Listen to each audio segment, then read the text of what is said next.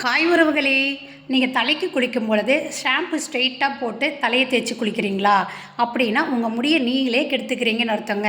அதாவது ஷாம்பு அப்படி ஸ்ட்ரெயிட்டாக தலையில் போட்டு குளித்தோம் அப்படின்னா நம்மளுடைய மண்டை ஓடு காய்ஞ்சி போயிடுங்க.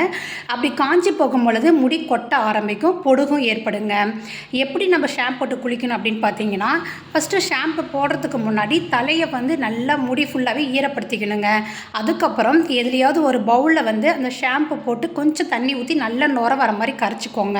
அதுக்கப்புறமா உங்கள் தலையில் ஃபுல்லாக தேய்ச்சிட்டு எடுத்தோடனே நல்லா தேய்க்காதீங்க. விரல் நுனி இருக்குது இல்லைங்களா, அதில் நல்லா இப்படி இப்படி லைட்டாக உள்ற ஃபுல்லாக தேய்ச்சிட்டு அதுக்கப்புறம் லைட்டாக தேய்ச்சி குளிங்க. அதே மாதிரி நம்ம வெது வெதுப்பான தண்ணியில் குளிக்கலாம், இல்லைனா நார்மல் வாட்டரில் குடிக்கலாங்க.